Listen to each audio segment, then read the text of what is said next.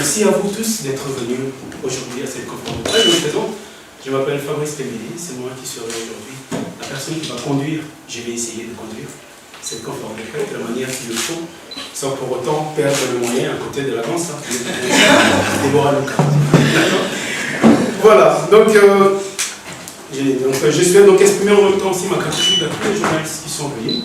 Vous avez laissé vos occupations afin de venir assister à cette conférence de presse. Nous vous en remercions. Alors, sans plus tarder, laissez-moi vous présenter l'artiste. L'artiste au parcours exceptionnel, Déborah Lucas. Elle est une source d'inspiration pour nous tous, vous le savez, bien sûr. Nous avons le privilège aujourd'hui de plonger dans son histoire remarquable.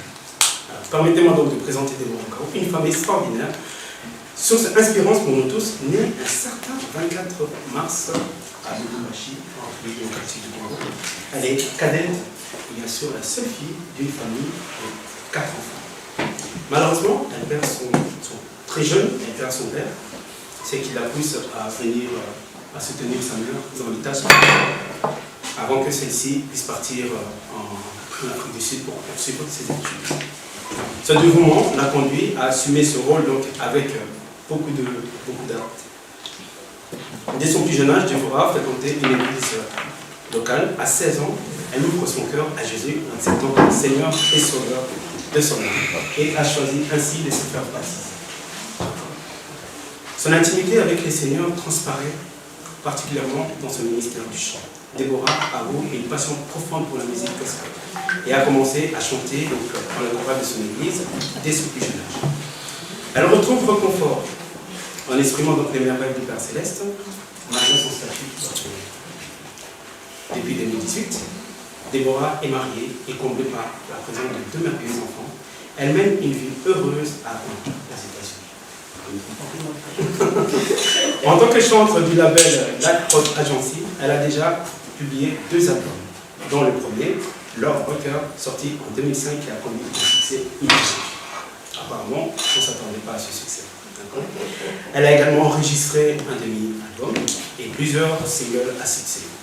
Son talent l'a menée à collaborer avec de nombreux artistes renommés. En 2019, elle signe un contrat avec Moto Gospel Africa, ce qui marque un tournant dans sa carrière musicale. Déborah incarne la foi, la persévérance, le talent. Son parcours est une source d'inspiration. Sa musique résonne dans le cœur du monde entier. De plus, vous pourrez donc... Nous sommes donc impatients de découvrir ce que l'avenir nous réserve. Son étoile continue de briller dans le firmament de la musique gospel. De plus, vous pourrez donner donc une idée sur la sortie de votre prochain album, si c'est en préparation. D'accord? Et je vais maintenant vous laisser faire part de votre réflexion. Et juste après, nous allons avoir Mme Nchevene Lydia Nchevene qui va partager notamment aussi avec nous, sans oublier les organisateurs qui sont avec nous ici. Voici. C'est bon. Bonjour à tous. Bonjour. Je suis très très honorée d'être là ce soir avec vous. Je dis d'abord merci à vous. On s'est vu depuis longtemps, hein, on s'est connu de loin. Donc se voir vis-à-vis comme ça, c'est une grâce. Merci beaucoup. Alors, Pasteur Didier, merci à toutes les personnes qui sont venues, les journalistes, merci énormément. Alors, aujourd'hui, je suis là. On est en plein conférence de presse et je suis là pour répondre à vos messages. C'est Pasteur Déborah, il a tout dit, hein. Il a presque tout dit.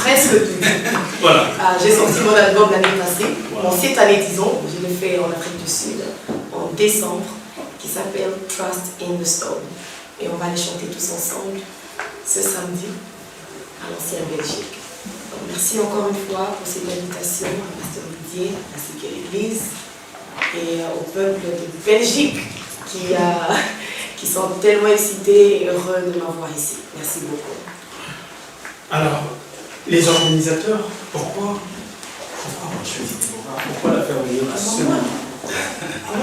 D'abord organisateur ou d'abord? D'abord l'organisateur, Okay. après... Ok. Pourquoi avoir choisi Déborah Lucas? D'abord, je me présente, je suis Didier Lucas. Et bon, parce que je suis d'abord une débophile convaincu.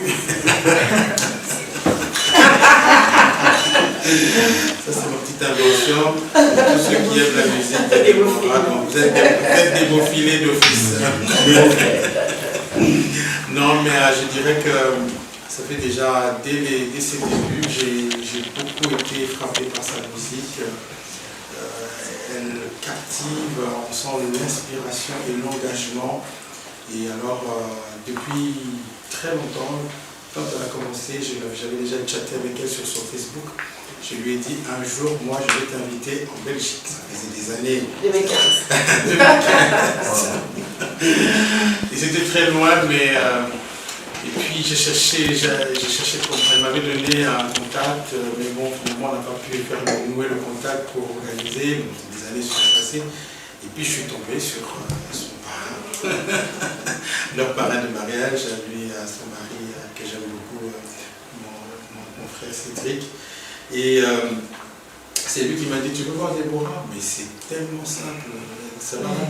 Et alors, elle a fait son concert l'année passée, au mois de décembre. Et j'ai dit, je vais aller pour assister au concert. Donc j'étais là à Johannesburg.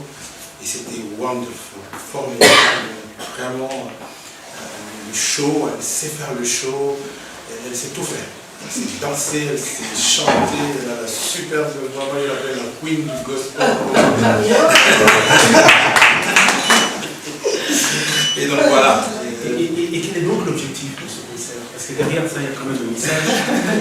Oui, derrière, non, en fait, l'objectif que nous avons, d'abord parce que je suis un fan du zéro, je dis au Congo, et l'avoir en Belgique, c'était vraiment mon idée, je voulais qu'elle vienne en Belgique.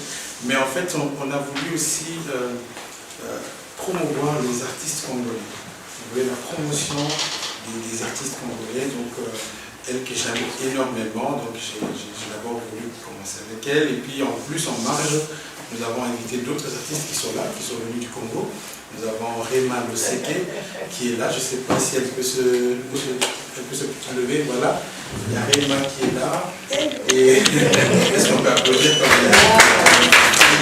Il y a aussi son mari, son célèbre mari, Sylvain Kachila, qui est là aussi, s'il peut se lever. Il y a aussi James Magila qui est là. James est aussi directeur artistique de DL Ministry. Donc voilà, nous sommes venus ici vraiment pour promouvoir la musique gospel congolaise. Et aussi, nous avons aussi des objectifs sociaux parce que nous avons aussi une ASBL qu'on appelle La Réussite. Cette ASBL soutient principalement la scolarité des enfants en RDC. Donc nous payons leurs études depuis vraiment qu'ils sont très jeunes, l'école primaire, l'école secondaire et même jusqu'à l'université. Nous les soutenons de sorte que nous puissions les sortir de la pauvreté et qu'ils puissent aussi émerger dans la société. Donc ça c'est vraiment notre objectif parce que nous allons aussi collecter de l'argent pendant le concert, nous allons vendre des choses qui vont permettre à ce que nous puissions assister encore plus d'enfants en RDC. Nous avons Lubumbashi, Kinshasa principalement, mais nous voulons et nous étendre partout pour que plus d'enfants puissent bénéficier d'une scolarité convenable et qu'elles puissent sortir de la pauvreté. Parce que sans éducation, c'est impossible que les enfants pauvres puissent vraiment vivre une vie décente. Et donc notre objectif en tant que La Réussite, c'est vraiment d'aider ces enfants à quitter la pauvreté et à rentrer quand même dans la maison financière. Et la question que peut-être d'autres voudront se poser, avant que peut-être les chemins pourraient y répondre aussi tout à l'heure, quelles sont les mesures de sécurité que vous avez prévues par rapport à ce concert? Les mesures de sécurité, effectivement, donc, nous sommes responsables en tant qu'organisateurs de la sécurité des biens et des personnes. Et donc nous avons pris les devants, nous avons pris les contacts avec Mme Michelin qui est là, qui nous a d'ailleurs vraiment facilité les choses pour pouvoir contacter la police. Nous sommes en étroite collaboration avec la police. D'ailleurs, avant-hier, j'étais encore reçu à l'ancienne Belgique avec un des policiers et le chef du corps de police est constamment en relation avec nous pour s'assurer que le concert va se dérouler en toute sécurité et aussi l'artiste sera sécurisé par la police. en tant qu'organisateur, mais peut-être d'autres personnes qui voudront venir. Et vous avez ici partant des journalistes qui sont là. Qu'est-ce que vous pouvez dire à ces personnes qui se sentent peut-être réticentes en disant qu'on a envie de venir, mais compte tenu de ce qu'on voit par rapport aux réseaux sociaux, on ne sait pas comment on vient pas. Qu'est-ce que vous avez à dire? Non, moi je voudrais leur dire qu'ils doivent vraiment surtout pas rater parce que c'est pas tous les jours qu'on a des morales locales en Belgique. Donc ils doivent surtout pas rater parce que toutes les mesures de sécurité ont été prises. Et d'ailleurs, la preuve, si nous sommes ici à la ville de Bruxelles, ça veut dire que la ville est au courant et la ville aussi s'implique à ce que tout se déroule convenablement. Donc c'est ça. Et tout va bien se passer. Moi, je confirme qu'il n'y aura rien de mal qui va se passer. Nous serons là.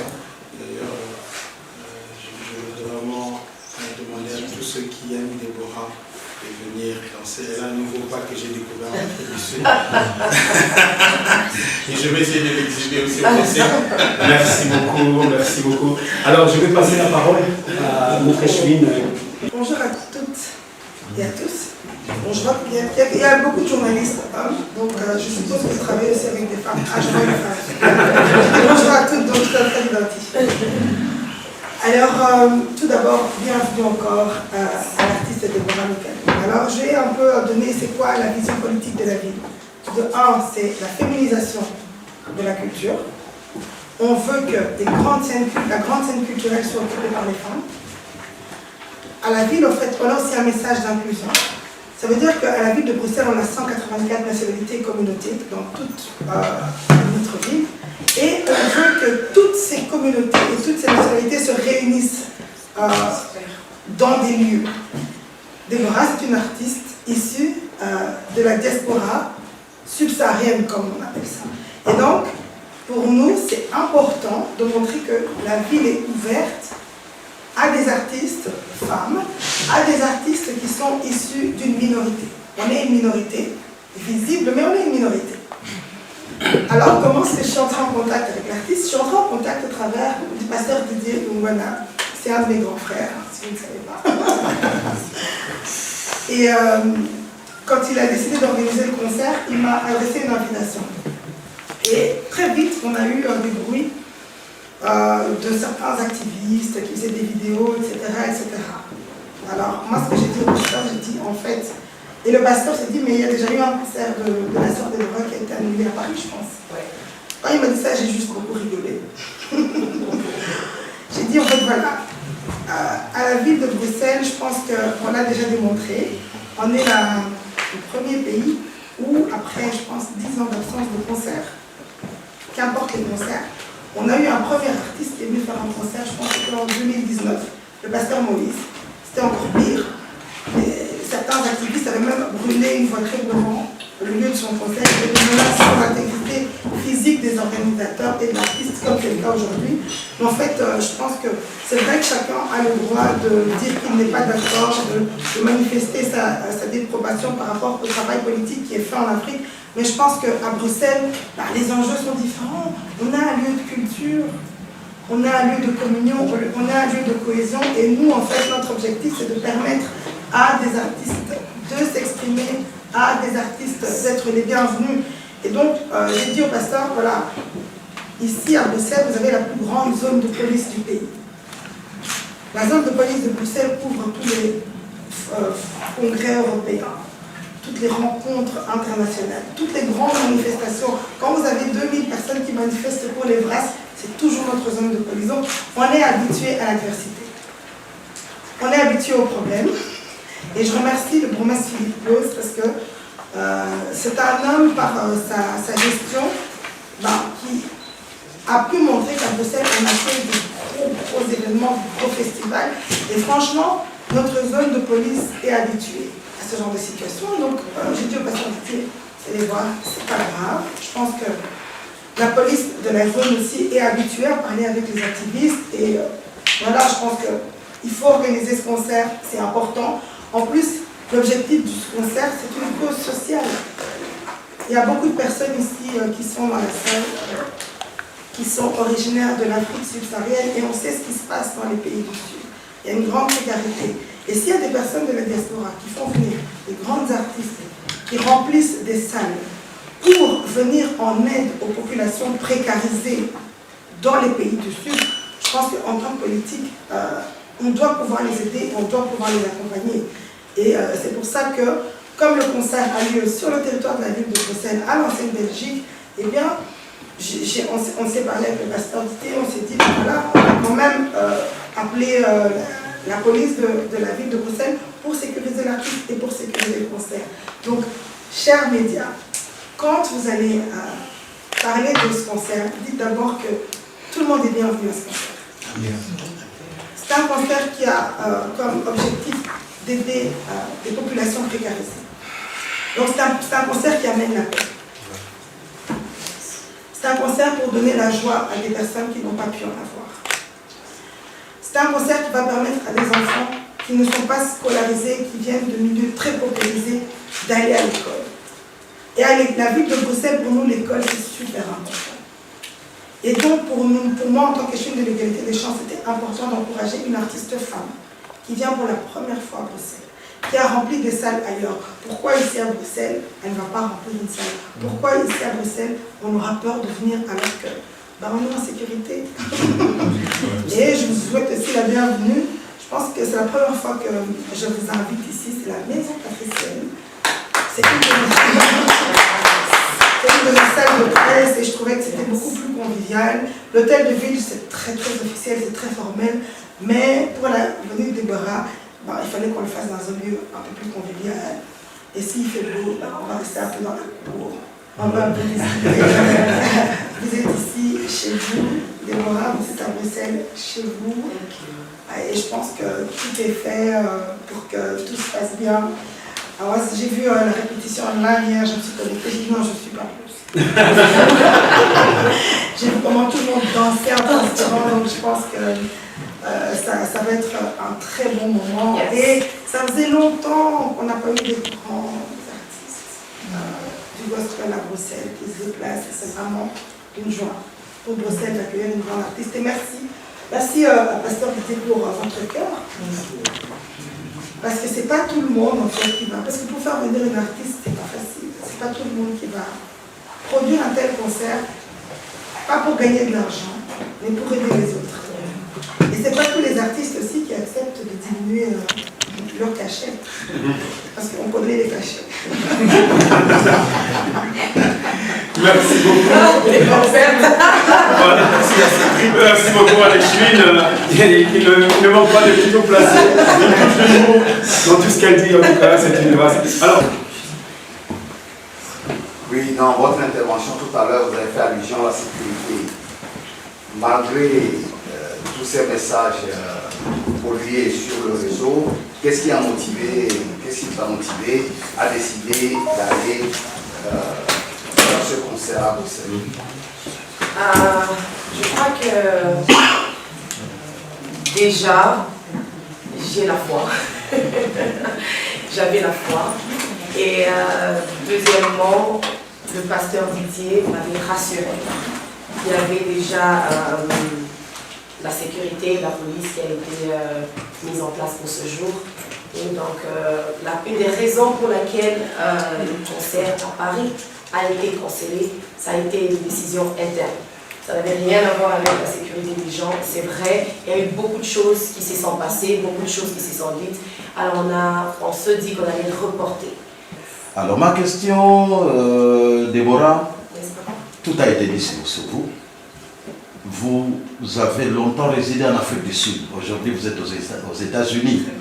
Mais lorsqu'on écoute votre musique, on sent un soubassement. C'est lequel? Le soubassement zoulou? Je crois que...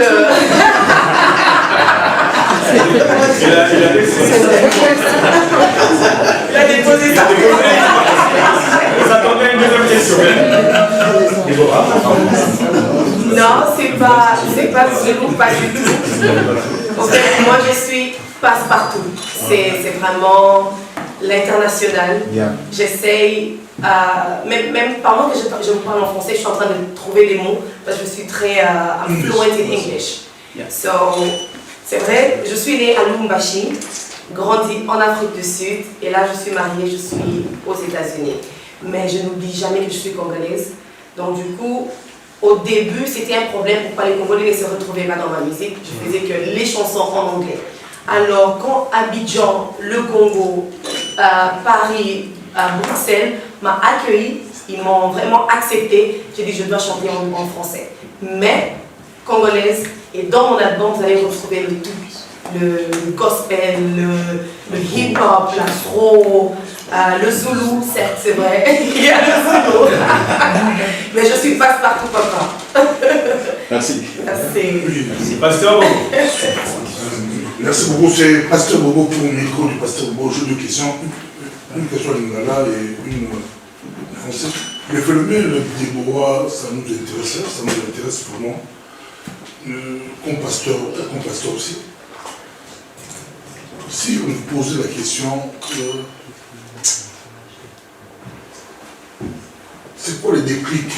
Ça a commencé comme des Bois qui aujourd'hui débarquent à Bruxelles, mais qui n'est pas inconnu, très connu à Bruxelles, très apprécié, très aimé. Ce déclic-là a commencé quand? Et une question à Lingala, comme Yémoua Fondé porte